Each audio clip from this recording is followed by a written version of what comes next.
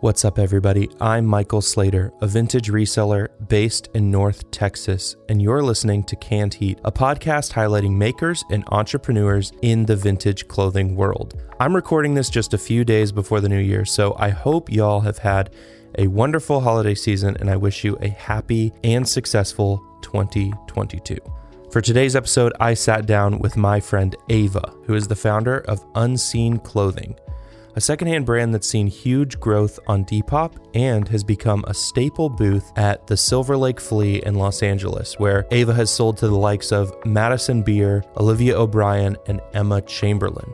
I first met Ava online toward the beginning of the pandemic, and since then, we've talked and collaborated a good bit and even got to hang out in person at the Rose Bowl a few months ago. Because we were already well acquainted, I think you'll find that our conversation skips some of the pleasantries and dives right into the practical knowledge that she's gained in this business. I love that. Seriously, there is so much wisdom packed into this episode, so I hope you enjoy listening to Ava of Unseen Clothing as much as I did.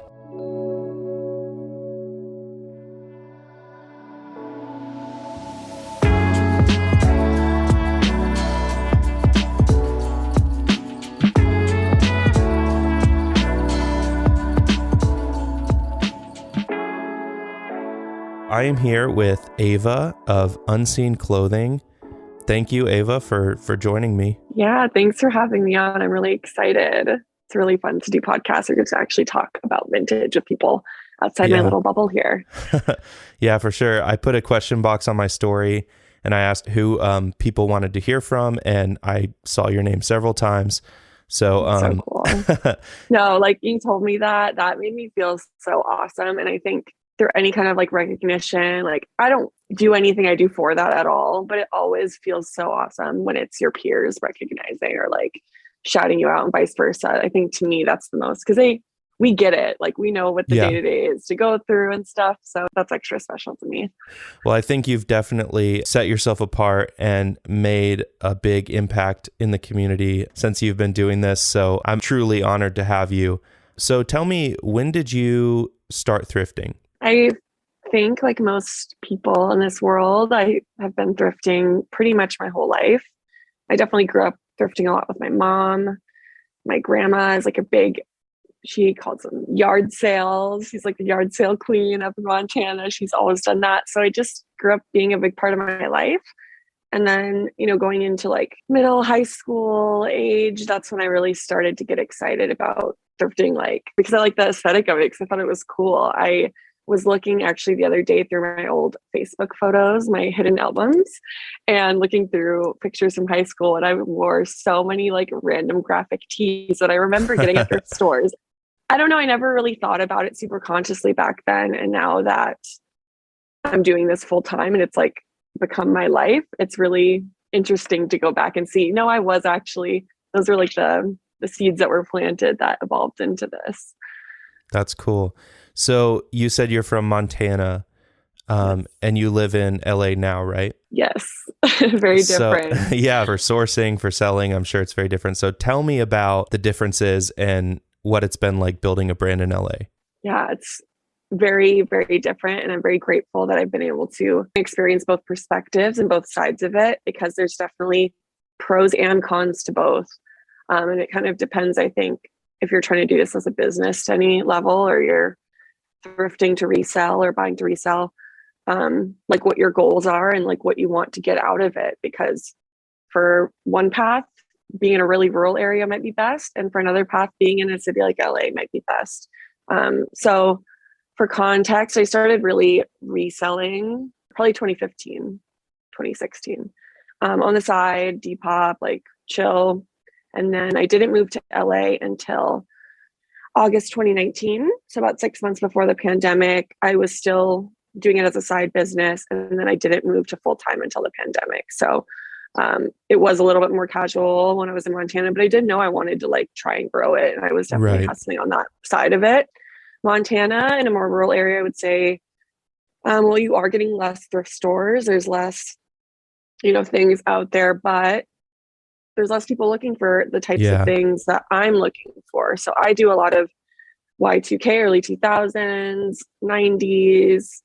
And in an area like Montana, you see a lot of that at thrift stores, like, Right. because those are literally in boxes in people's closets that are donating currently. Like, Yeah. so you see so much of that. And in LA, what's a very fashion forward city, instead of seeing a lot of that at the thrift stores, you'll see so much Shein, you'll see racks of Fashion Nova with the tag still on it. It's, you know, they're keeping up with the new trends, they're getting PR boxes, and the more desirable vintage pieces get picked up so fast in the thrift stores here. Obviously, there's way more people who know what they're looking for and are looking for those things. But I will say in Montana, it's not like no one's reselling there either. There's people who are definitely doing this. I'll say the percentage of quote unquote old heads versus new, you know, hype beast t-shirt, sneaker resale, whatever, is very different than the percentage you see in LA. But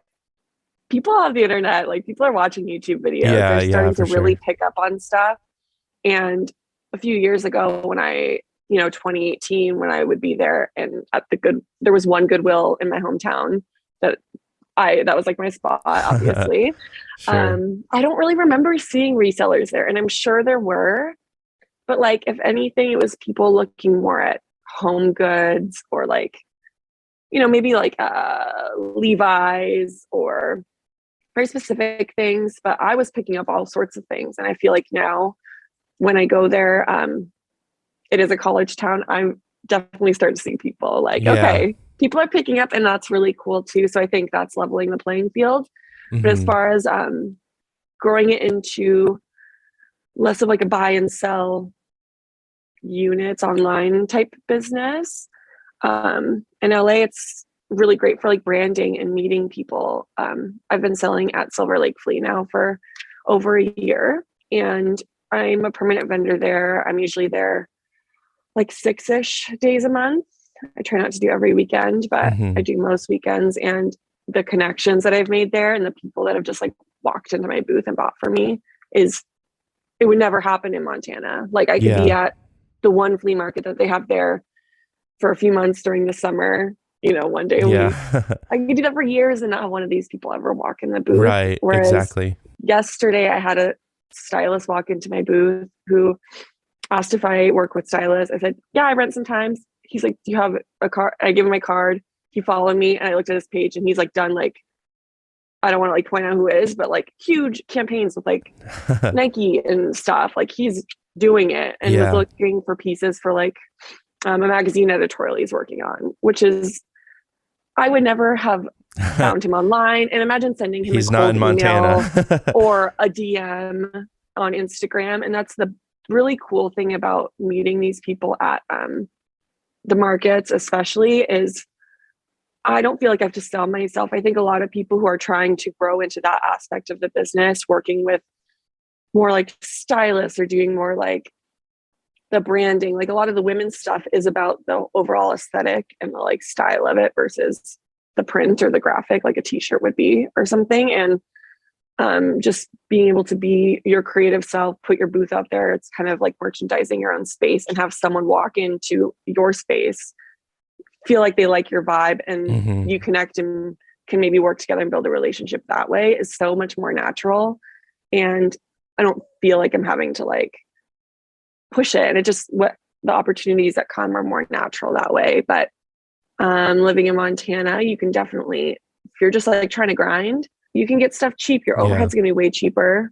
Right. I mean, people are building awesome reselling businesses online now. Like you could do a lot through Instagram or through your website, and you don't need to be in a city like LA. Like I could do a lot of what I do in another city, maybe come here once a month even. Like, so there's a lot of factors, I think. And I think it's just important to really recognize all of them, because there's good and bad to both sides, and see what's best for what you want. Yeah, that's interesting because we live in the DFW Metroplex. So there's so many thrift stores, so many resellers, all of it. I found I much prefer like sourcing on a road trip, like when we're driving through like fun, small towns, like in the middle of nowhere. But a pop-up shop in the middle of nowhere is not going to be the same as like what you're doing at Oh, Silver Lake where totally. you have that location. So there's pros and cons to both. For And I think sure. it's just about like learning how to capitalize on both environments and figuring out Yeah. what works best for you. So you talked about Silver Lake. What is that like? Because you're seeing stylists Cool. and influencers and all this. Yeah. It's really fun, first of all. So just a little background with Silver Lake. I did not shop there ever as a customer before I signed up for that flea market. I had just heard around and through Instagram that it was a good one, and maybe it was what I could potentially, get into as far as being a new seller. So I met this girl through Instagram during the pandemic. Her name's Sarah. She and I met through a group chat on Instagram that was set up by someone of all female resellers all over the world, actually. Mhm. And we were in there a lot talking, and her and I connected. And I realized that I'd seen her at the bins here in LA before. And we were like, hey, I've really been wanting to start at a flea market, but I don't want to do it all by myself. And so that first one, we decided to split a booth there. And that was the first time we ever actually met in person.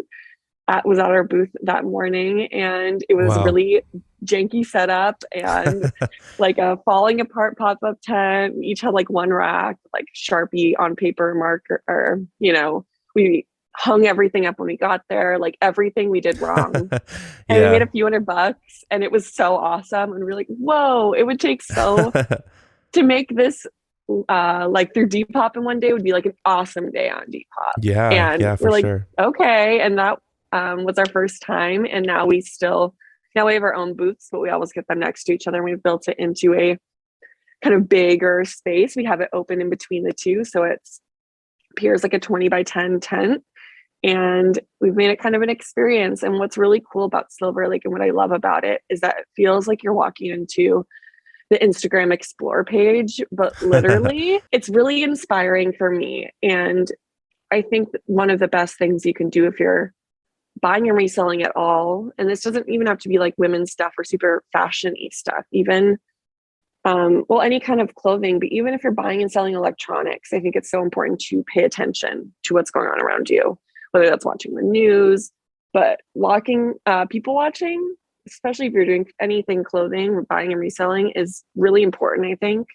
And Yeah. just seeing what kind of things people are into right now and what things people like. And it doesn't necessarily have to be what you like or what you want to be wearing, but you want to know what's going on and what people are into. And this Silver Lake Flea Market is kind of the like most extreme version of that. I always tell people I am sure that these magazine editors, and I know for sure brands are coming there, and they're people watching, and Yeah. they're snapping pictures, and they're buying from us. And a few weeks later now, not months later, but sometimes even days later, because stuff moves so fast, I'm seeing those trends that are translated from Wow. and they're young people. That's what's so cool about it. It's a lot of like, as young as like 15, 14, 15, high school age, who are like totally doing their own thing, their own style, to, in their like 30s and even older. We'll see people of all ages there, and everyone's so individual and unique. And that's really inspiring. Something that's been really awesome was to see how normal everyone is and personable. I'm not a big like celebrity person. Like I would never ask someone for a picture. Like I think I'm so awkward and like would feel bad and horrible. Right. And half the time, if not more, I do not know who these people are. And not in a bad way, but just like they have a different niche. Yeah. Maybe a lot of like people from online in one way or another, influencer, but that's a really broad word. And a lot of times I usually snap pictures of my customers as they buy something and like tag. And that's always a fun way to do it. But sometimes I'll click on their You see it after like the fact. 14 million followers or something. And I'm like, oh my God, I had no whatever. But that's the cool environment about it. And they're not getting chased around and bothered by people either. Everyone's just Right.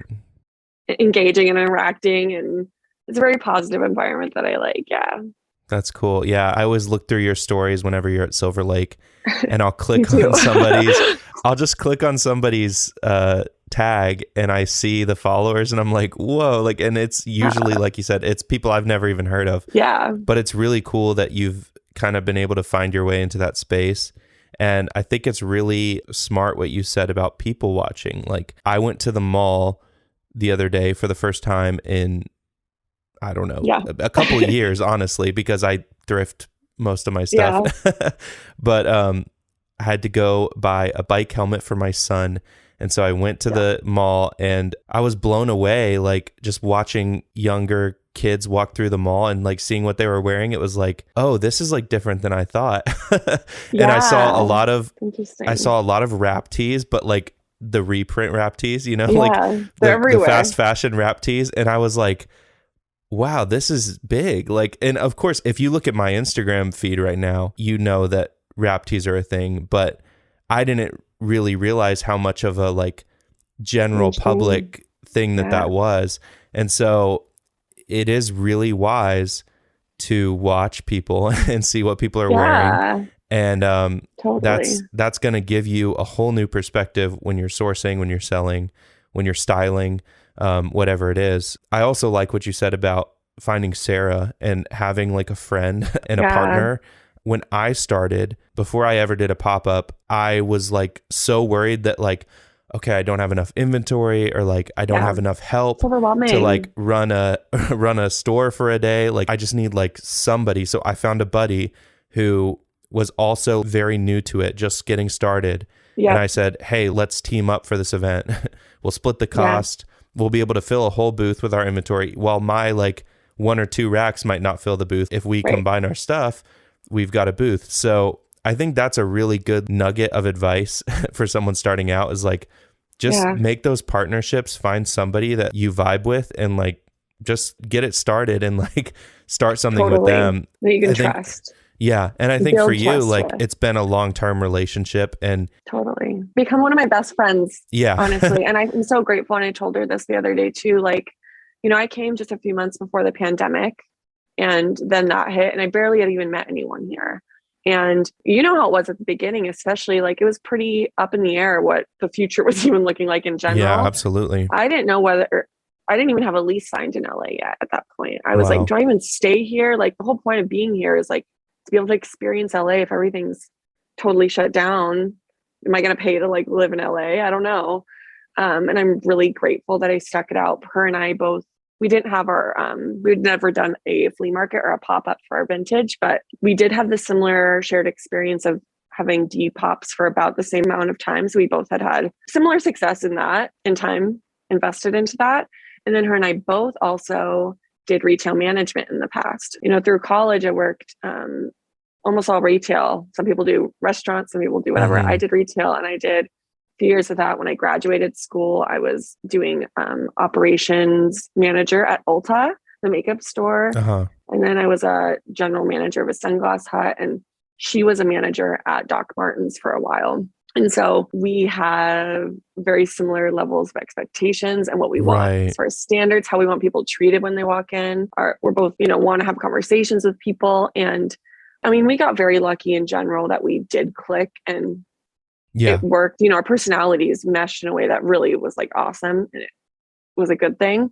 But I have seen a lot of people get burned too, in the fact where they get so nervous to start on their own that they get into these partnerships that are actually like kind of maybe too interwoven, where it's like, oh, we're gonna like start this together. And her and I, while we split that first booth or two, we maybe did it 2 times or something. Ever since then, we get our booths next to each other, but all our stuff is separate. Like our money is separate. We're taking transactions separate. We're not combining our things on that level. And I think that's been great for us, because those things can get really complicated, especially unless you like want to legit start a business with this person. But if you don't want to like do that, it's best to, I think, keep it as separate, you know, on paper and stuff, because then you don't have that extra level of complication. And then she tries things that she thinks are going to work best for her, buys things she thinks are going to work for her customers. And I do the same. And that's good for both of us, because we do have like slightly different styles, and that's a good thing for both of us. You know, we wouldn't want to mix that up too much. The boundaries are good because, you know, you are different people and you have different businesses. So like you said, unless you're going in on a business together, where you're splitting everything 50-50.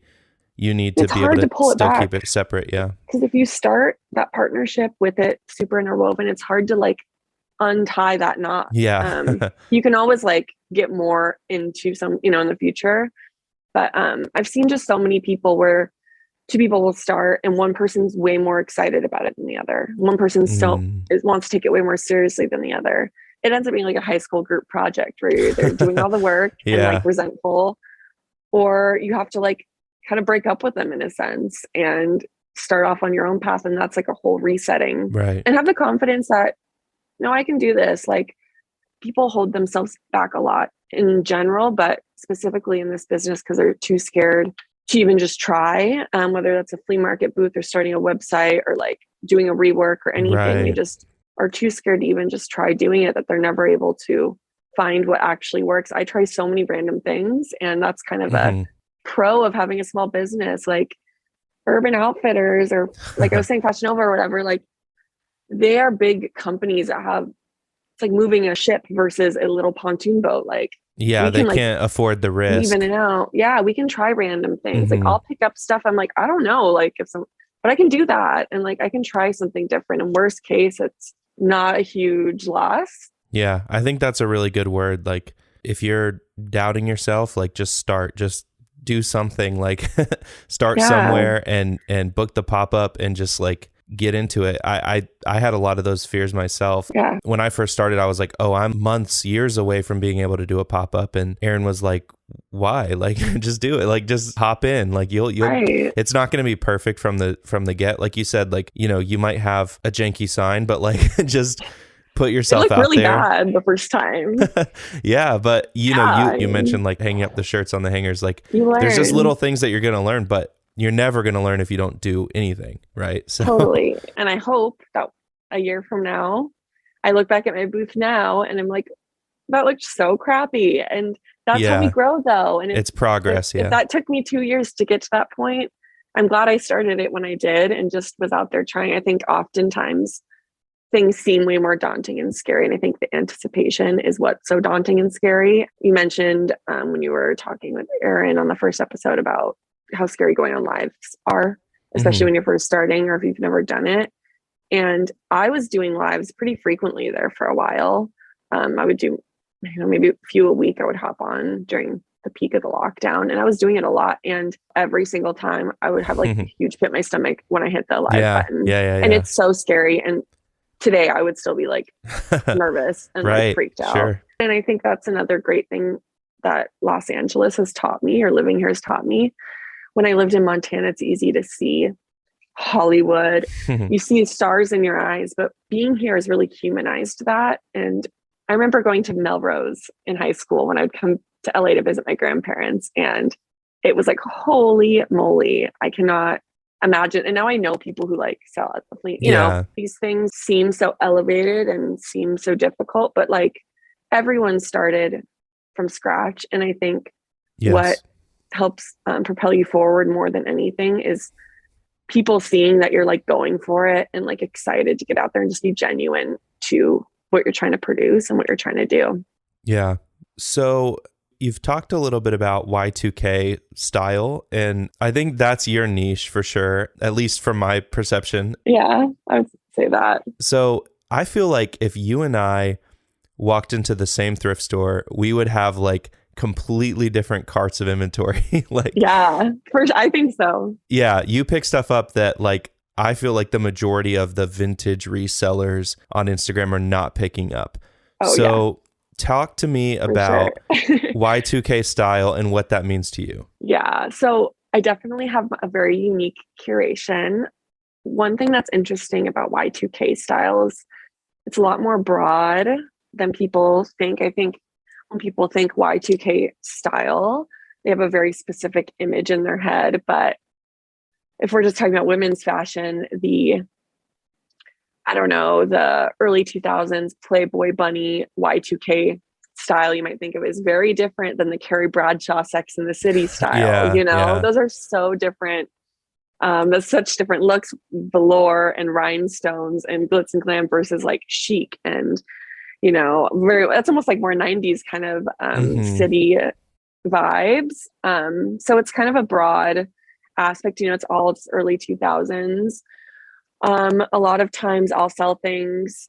Most of my pieces are probably from 97 to 2007. I'd say that's like my main age range as far as the date that the items came out. But I do stuff that's kind of my nostalgia. And I think we're kind of seeing that with this next generation. And like I said, I have a lot of younger people come to my booth, and I'll grab stuff that I think that it'll be nostalgic for them sometimes, and they love it. And people all the time tell me, especially at the flea market, and it's awesome to get that live feedback and see what people lights up their eyes or gets them talking or excited, even if they don't purchase it. And like I have right now, like 5 Big Time Rush tour t-shirts. And people freak out when they see them. They're That's like, oh so my funny. gosh. And I tell them straight, I'm like, I don't think any other sellers are doing this, but I mean, I'm going to put it on blast here. Like I have the BTR saved search on my eBay and I'm looking for them. That's so cool. Yeah, it's fun. But to me, I think the best thing you can do is to like find what you love and find your niche and just lean into it 150%. I pick up stuff all the time that I think is funny and stupid. Like that's a big part of my niche is like silly graphic tees. Like I like the ones with the phrases on it. You guys are talking on the other episode about like the baby clothes that has the like silly phrases and stuff, like all those early 2000s, like actual t-shirts. You mentioned that one with like video games or like sell my sister. I just picked up a few from the kids section for girls, and they're like little girls extra large, so they'll fit, teen or whatever, but they say, we'll shut up for $100 cash, but, or I don't know, something like that. It's very just like sassy attitude. And the tag is from probably like 2003, 4. That's so funny. So I definitely like the silly. I like the like self-aware, tacky, but self-aware is kind of my aesthetic that I like to say. It's like campy. It's like, I know this is a silly. I just posted today that I Heart Beef shirt. It's a single stitch shirt that I found. I'm going to do that Simple Life inspired drop from the reality show. And it's like an I Heart New York style, but it says I Heart Beef.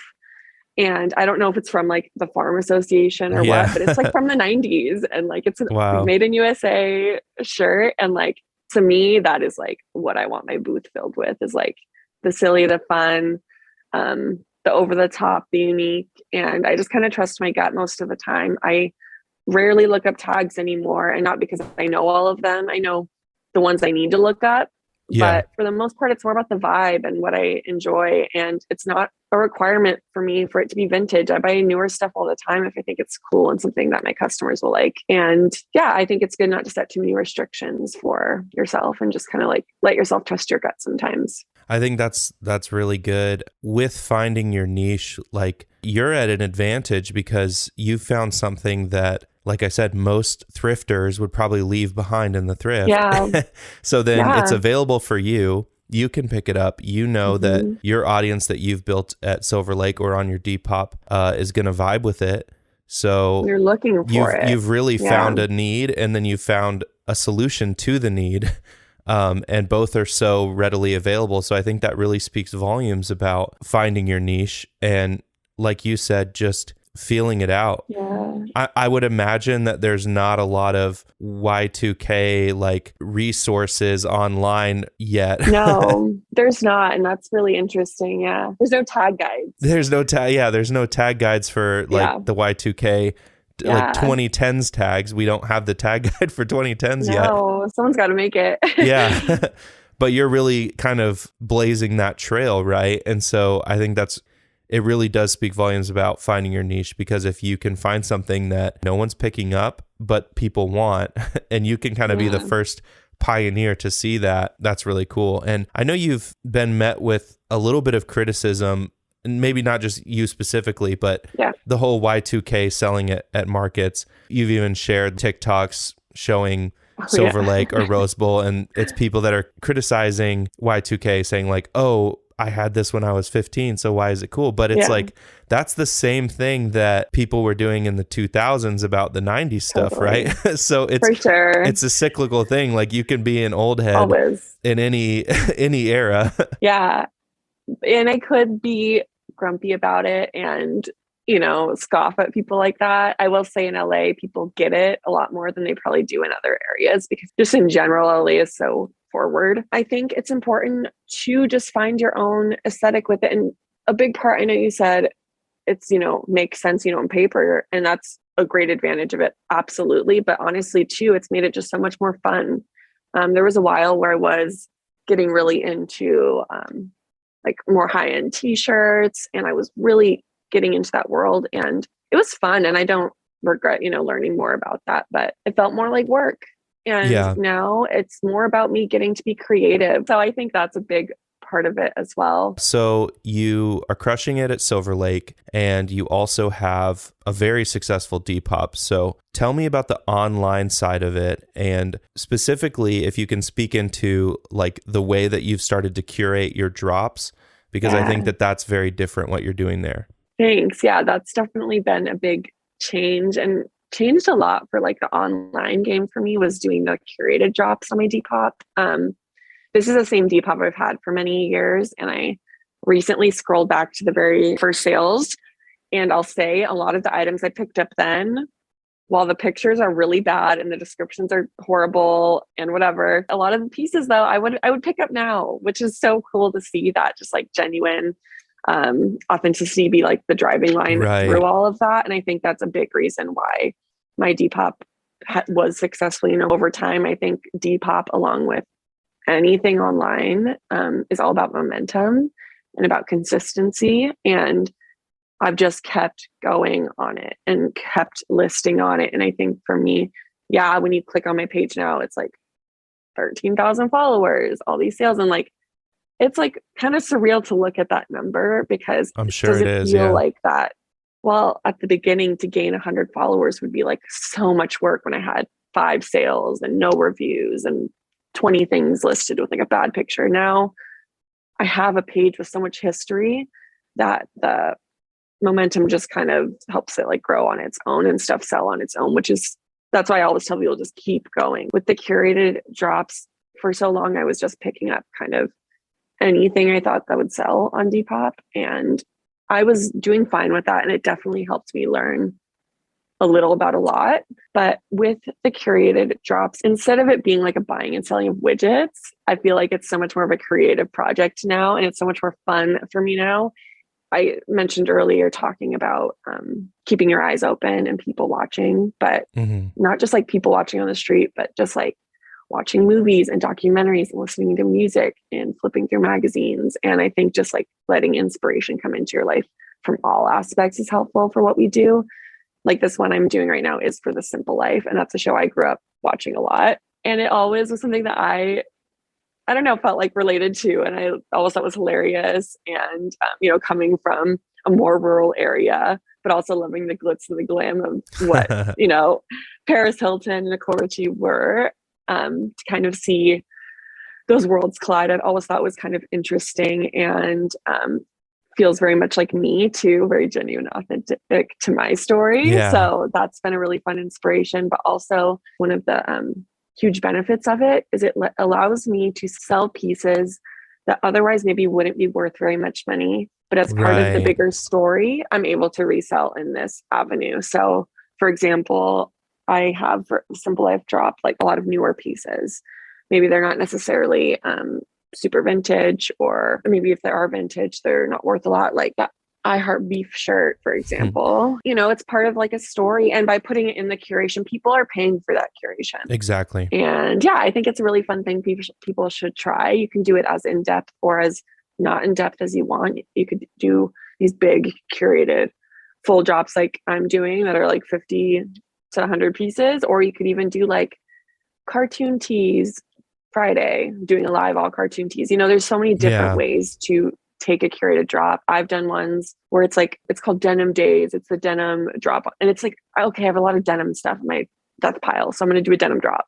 And so there's lots of different ways that you can do it. If you ever want to make your own website or sell stuff on your Instagram, you have to get people coming back. If people want to buy from you, or they're just going to look on eBay for the cheapest one, you know, why are they coming to you to buy these things? A lot of times it's that genuine connection because they like you, because they like looking through your curation. Like, those are the real reasons why most people will come back to a specific vintage seller. Yeah. Yeah, that's really good advice. Like, I think if you can kind of build that story and have that authenticity, make it something that you like, I think people are going to come back to you. They're going to want to support the story, and they're going to want to support the brand that they see that you're building. So I think you've really hit on like three things that I think have made you successful. It's like consistency, authenticity, and then storytelling. Yeah. Like finding a moment in pop culture and then like creating something through that. I think that's big. So tell me about the future of Unseen Clothing. Like, what are you working on now, and what do you think you're going to do, in the next few years? It's so wild to think about, because coming again from Montana, it's even doing what I'm doing now is so surreal to me. Now I'm paying all my bills. I'm doing this full time now for just over a year now, last December, actually. So just hit that Wow. 1 year. I am trying to find, and this is something that I've been really seriously been thinking about the last like 6 months, find ways to at some point get out of the grind of the flea market game. I'm loving what I'm doing right now, but I am working 7 days a week, all day, all night. Like I'm up late, I'm up early, I'm working like crazy, and I love it. And it doesn't really feel like work to me. And I'm thrifting like 5 days a week, and it's cool and it's fun. But I know that for the rest of my life, I don't want to be relying on getting lucky at every thrift store and having to wake up at 5 a.m. every Saturday and Sunday for the rest of my life. That's not realistic. Yeah. And so I've just been trying to find and think about ways to kind of elevate things to a way that's more like sustainable for me and sustainable for my life, and just like being able to grow and be more passive. It's kind of just been like one little baby step at a time. I started to buy wholesale. I finally got my seller's permit officially, where I could go into wholesale, like warehouses and things like that, and buy in bulk. You are paying more per unit usually, but right. But I'm sure it's helpful to be able to do it all at once. I mean, yeah. And especially for me, it's been great because with my unique curation, the stuff I'm looking for my curation, it's not super picked over at these places, which is awesome. So that's been a really big step. Now I can thrift more for fun, not because I have to get inventory for that weekend. Right. And then I just am launching right now my rework line. I don't know what that's going to evolve into yet at this point. I used to really want to open a store. That was always the end goal that I would talk about. Well, and through the pandemic, that kind of changed my perspective a lot on having a brick and mortar. I definitely want to continue to grow online for now. I want to keep exploring these relationships. I've been loving renting to stylists and different clients. That's been really cool for me to see my pieces kind of take on a life of their own. Yeah. But no, I found it on a sidewalk or at a warehouse or whatever. Crazy. And yeah, I mean, there was this one reworked piece that I thrifted at the bins. No, obviously no tag, but it was this like crazy reworked skirt, super patchworky. I don't know, it looked like someone's craft project or something, like business ties where it like tied on the side. Oh, but wow. I'm like, this is cool.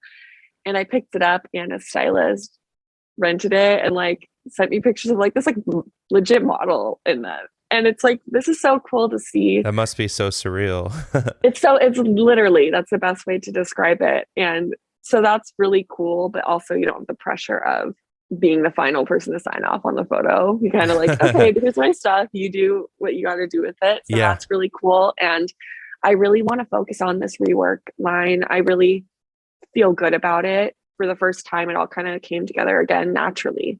And it just kind of made sense. I found all the resources just naturally over time. It all kind of just like fell into my lap, and it came together in a sense where now I'm able to go into like a warehouse, hand pick out vintage tees or other like textiles. And there's a full like manufacturing sewing team where I can go in with the designer, hand pick silhouettes. They have like patterns they can have ready to go. I can do different sizes. The prices, the numbers make sense. Because I think with reworks, a lot of them come into two categories, either really high end and they are more expensive because of all the time and the labor that goes into it. Or on the other end, a lot of reworks really cheap, but feels very crafty.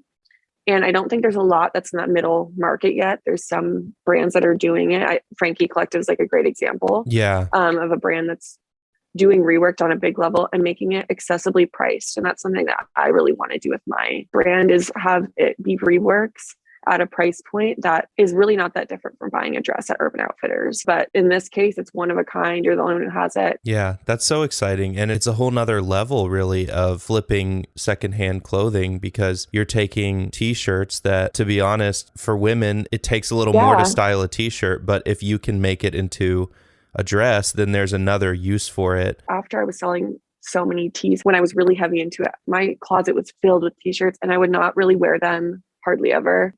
And I'm not cutting up anything that's really of value. I did one for this last order I put in. It was a liquid blue, but it was a 2015 version of the print, right? You know, so, or I got one that was this like nudist colony music festival, but it was a men's XXL tank top. Yeah, I saw that one. So these are items for the most part that are sitting there, that are they're not selling. the most desirable. They're not the most desirable. And I'm trying to turn them into something that you do want. And with the sustainability aspect, as far as the environment, a big reason why I want it so accessibly priced, I don't think there's that many brands that are doing like true sustainable fashion, which to me is reworking is going to be the most sustainable if you're making anything new at all. There's not many brands that are doing that at a big level, that are making just like cool clothes, like stuff that people want, that like is really targeted towards the youth. And with this brand, I want it to be something that if you're a 16-year-old girl and you don't care about sustainability and you just want like a cool thing that you saw Emma Chamberlain wear, you want like this dress because you think it's cool. And then it is also a sustainable thing. It's also a rework. You're also the only one in the world who has it. Those are maybe the afterthought that like it can grow into a more prevalent part of like your buying purchases in the future. Some brands I think are like so sustainable that that's like their selling point. And it's like, you could have the most sustainable brand ever, but do people want it? Do they want to wear it? Yeah. Like, is it cool? Like, is it cute? Is it flattering? And I think that's part of the conversation that's often left out. It is. Yeah. I think in order to do sustainability well, you have to extend the life cycle of the garment, right? So if you make something that's too expensive or it's too cheaply made, the life of that garment's not going to last. And so you mentioned Frankie, and I think your new reworks are kind of in that middle space of like, it's affordable, but it's also high quality. So you're making garments that are going to live on. That 3XL nudist tank top, like totally, that's not going to live much longer in my experience. No. And now it's so cool. Like people were dying over it at the market. And like, I saw it on Instagram and I was like, that's really it's a so different cool. piece. Yeah. I would have never sold like that tank top could sit there for months, you know?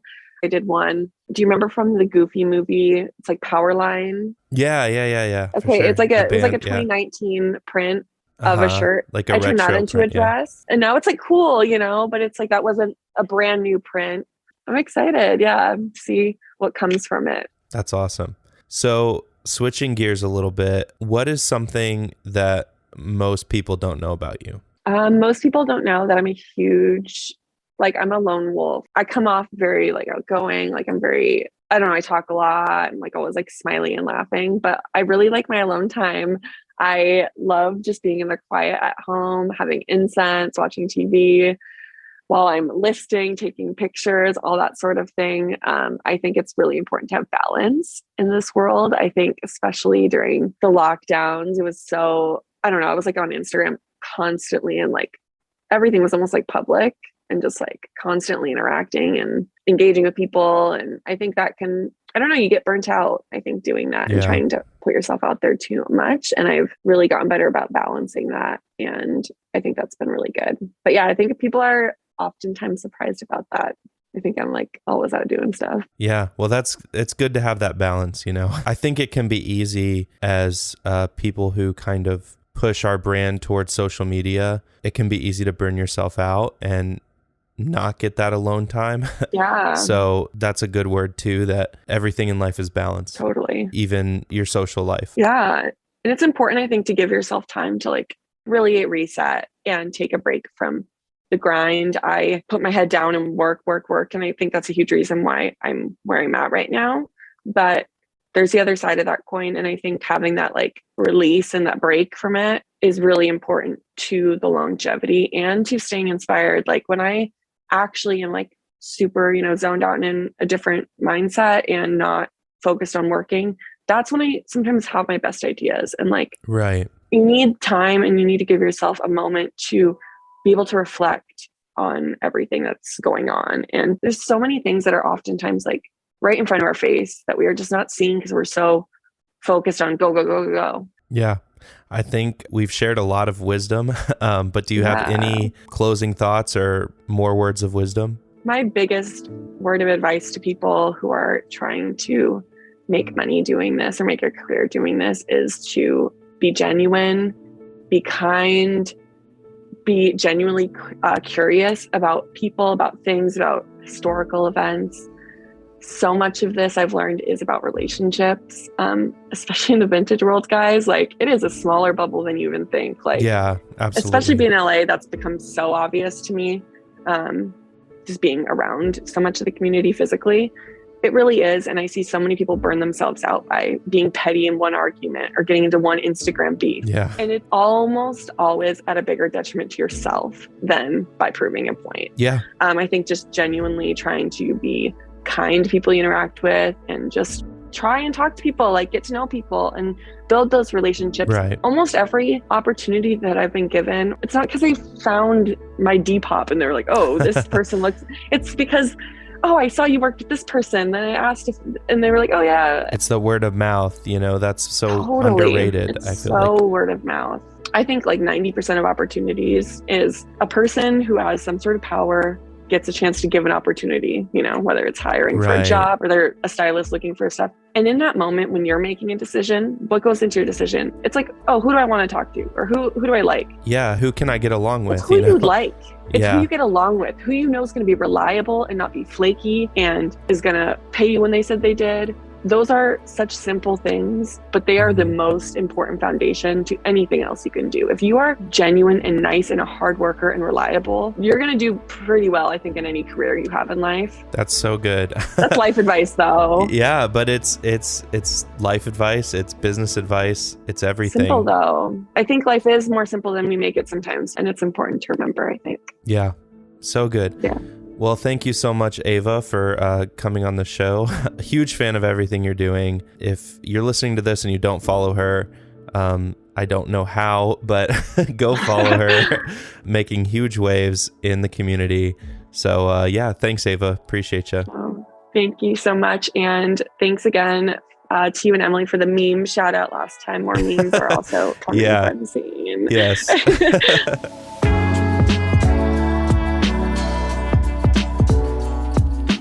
Well, that's another episode of Canned Heat in the books.